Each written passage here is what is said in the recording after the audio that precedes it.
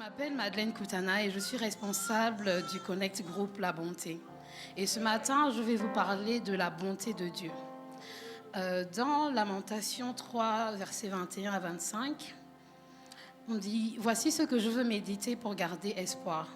Les bontés de l'Éternel ne sont pas épuisées, ses compassions ne prennent pas fin, elles se renouvellent chaque matin. Que ta fidélité est grande, je le déclare. L'Éternel est mon bien, c'est pourquoi je veux m'attendre à lui. L'Éternel a de la bonté pour celui qui compte sur lui, pour celui qui le recherche. » Je veux vous rappeler ce matin que Dieu est bon. Dieu pourvoit à nos besoins. Il veille sur nous, sur nos familles. Dieu guérit encore. Dieu sauve. Dieu délivre, il restaure, il remplit et il bénit. Mais parfois, il est difficile pour nous de tenir compte de cela, d'y croire. Parfois, nous hésitons encore à la bonté de Dieu. Les psaumes sont remplis de versets qui nous parlent de la bonté de Dieu. C'est vrai que la bonté de Dieu est l'essence même de son cœur, de sa nature. Elle se définit par l'attitude bienveillante de Dieu envers nous, sa faveur, ses bénédictions. Tout ce que nous ne méritons pas et que nous avons se définissent par la bonté de Dieu. Et quels que soient les actes que nous posons, rien n'entache la bonté de Dieu. Parfois, dans l'Église, on aime dire que « si t'arrive X ou Y, c'est parce que tu as fait X ou Y chose. » C'est faux. Dieu ne tient pas compte de nos états de cœur, ne tient pas compte de ce que nous faisons. Quand il veut être bon avec nous, quand il veut nous bénir, rien ne peut l'arrêter. Il nous bénit. Il ne manifeste pas sa bonté parce qu'on est digne d'être béni, on est digne d'avoir une voiture digne. Non, il ne regarde pas à cela. Sa bonté ne varie pas en fonction du comportement que nous pouvons avoir. Il ne regarde pas à nos faiblesses, il ne regarde pas à nos défauts. Mais je comprends bien qu'aujourd'hui, il est difficile de croire en la bonté de Dieu.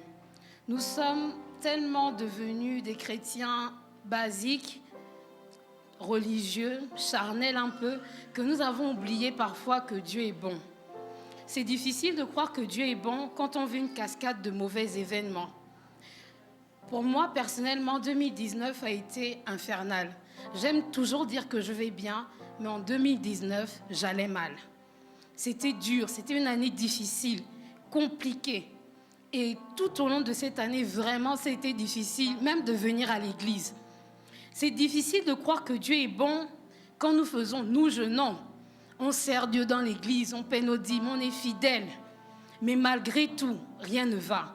En fait, difficile de croire que Dieu est bon quand le monde autour de nous s'effondre. Le chômage vient cogner à notre porte, la maladie devient notre quotidien, la mort, n'en parlons pas. Et nos vies sont dévastées. On a du mal à prier, on a du mal à adorer, à prendre notre Bible, à lire la Bible, à louer, à écouter même la louange. C'est-à-dire quand tu entends même Seigneur, s'il te plaît, vous pouvez... c'est compliqué. Et parfois même, au lieu de dire que Dieu est bon, on dit qu'il est injuste, on se demande, mais Seigneur, pourquoi tu me fais ça en fait? Pourquoi tu me fais vivre ça? Pourquoi est-ce que vraiment c'était obligé que ça n'arrive qu'à moi? Parfois, tu te demandes, mais à quel moment en fait? À quel moment je mérite de vivre cette situation? Et je ne sais pas si ça vous arrive souvent, mais parfois vraiment ça va très mal. Et, par exemple, tu vas te cogner le pied encore, ou tu vas te cogner la tête, tu vas glisser. Et là, tu te dis, non Seigneur, là... Vraiment, après tout ce que j'ai vécu, il fallait encore que ça m'arrive. Et le pire encore, c'est quand tu as l'impression que quand c'est les autres, ça fonctionne. Mais quand il s'agit de toi, c'est la catastrophe.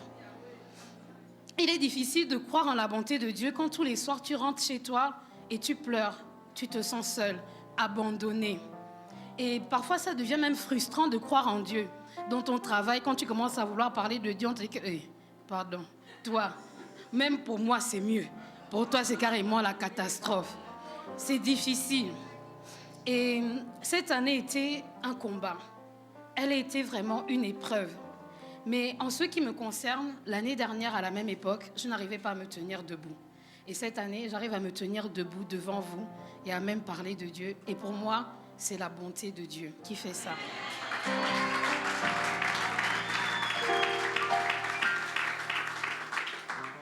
Je ne sais pas pour vous, mais cette année autour de moi, beaucoup de personnes sont mortes. Dans les dernières semaines, j'étais avec des personnes, on parlait, et toutes les deux m'ont dit « Ah, j'ai mon cœur qui bat fort. » Et ces deux personnes ont frôlé l'AVC. La mort était juste à côté de moi, mais elle ne m'a pas touchée. Ça, c'est la bonté de Dieu. Quand ça ne va pas, rappelons-nous que Dieu est bon. Rappelons-nous ce jour où on a voulu mettre fin à notre vie et que Dieu était là. Il faut qu'on se rappelle du jour où on n'avait rien à manger, où le jeûne était forcé, mais qu'à un moment donné ou à un autre, il a intervenu dans notre vie. Il faut se rappeler, toutes les fois on a été rejetés, condamnés. Parfois dans nos lieux de travail, on subit l'injustice, mais Dieu se rappelle toujours de nous, toujours. Parfois nous faisons face à la déception, au découragement, la persécution, la honte. Mais à cet instant, qui se tient à notre porte, c'est Dieu. Il ne nous a pas abandonnés. Celui qui essuie nos larmes, c'est Dieu. La vie est dure, mais Dieu est bon. Le monde est cruel, mais Dieu est bon. Je peux dire qu'il est notre seul espoir. Il nous connaît mieux que personne d'autre. Et il fait toutes choses bonnes en son temps. C'est vrai qu'il y a l'église, il y a les prières, il y a tout ce que nous faisons tous les jours. Mais au-dessus de tout ça, Dieu est bon, malgré tout ce que nous pouvons vivre. Je sais que